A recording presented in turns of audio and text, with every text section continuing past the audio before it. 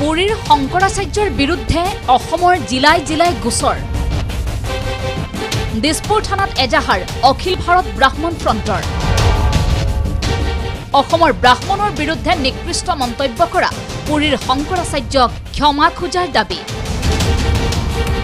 মঙ্গলদৈত সংবাদমেল পাতি শংকৰাচাৰ্যক সময়সীমা বান্ধি দিলে ব্ৰাহ্মণ সমন্বয়ৰক্ষী সমিতিয়ে ব্ৰাহ্মণসকলকেই নহয় অসমৰ সনাতনী সমাজক তেওঁ এটা বিৰূপ মন্তব্যৰে গোটেই ভাৰতবৰ্ষৰ অন্য প্ৰান্তৰ মানুহৰ লগত এটা বিভাজনৰ সৃষ্টি কৰিব বিচাৰিছে। অসমৰ ব্ৰাহ্মণকে নহয় সনাতনী শক্তি যিটো সমাজ আছে সমাজকে গোটেই সমাজখনকে অপমান কৰিছে। তাৰ কাৰণে আইনী ব্যৱস্থা গ্ৰহণ কৰিম আৰু অসমৰ প্ৰতিখন থানাত তেওঁৰ বিৰুদ্ধে আমি কেছ ৰুজু কৰিম।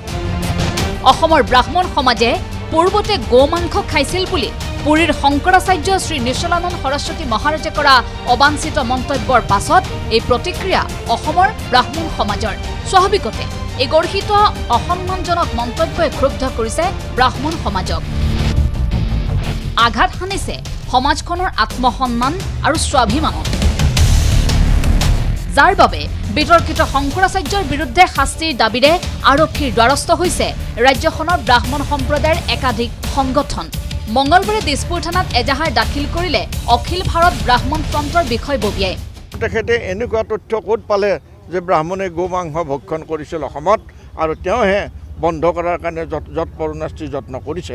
এনেকুৱা মন্তব্যত স্বাভাৱিকভাৱেই স্বাভিমানী জাতি একতা ক্ষুণ্ণ হোৱাটো যুগত আৰু সেইমতেই অসমৰ ব্ৰাহ্মণসকল ক্ষুণ্ণ হৈছে। এই কথাটোত এটা মীমাংসাসূচক উত্তৰ দিব লাগে, কিন্তু সেই উত্তৰ নোপোৱাৰ কাৰণে আজি আমি তেখেতৰ বিৰুদ্ধে আমি এজাহাৰ দিবলৈ আমি বাধ্য হৈছোঁ।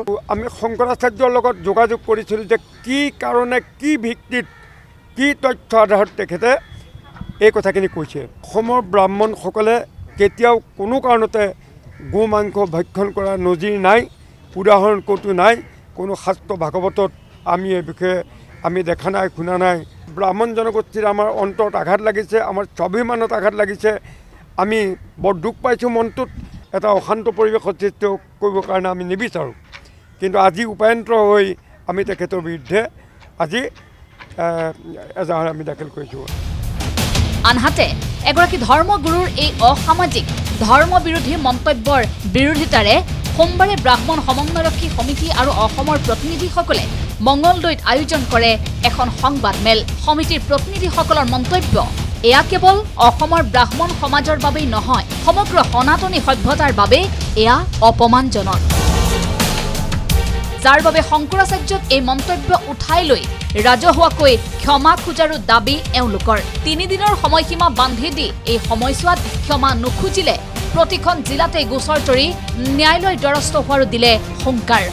আমি উত্তৰ পূৰ্বাঞ্চলৰ ব্ৰাহ্মণসকল যেন আমি নিজে নিজে সেৱা প্ৰতিপন্ন হৈছোঁ, তেনেকুৱা অনুভৱ হৈছে। গতিকে আমাৰ ইতিমধ্যে আজি আমাৰ সন্মিলিত আমাৰ যি সমন্বয়ৰক্ষী সমিতি, ব্ৰাহ্মণ সমন্বয়ৰক্ষী সমিতিয়ে এই সিদ্ধান্ত গ্ৰহণ কৰিছে। 3 দিনৰ সময় দিছে।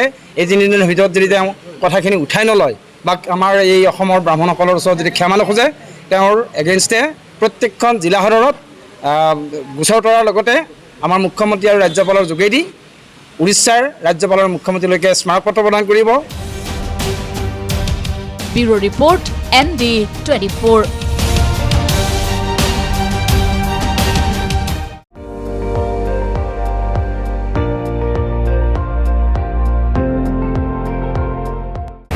আপুনি চাই আছে ND24, সৰ্বশ্ৰেষ্ঠ নহয়, সৰ্বোত্তমৰ দৌৰা।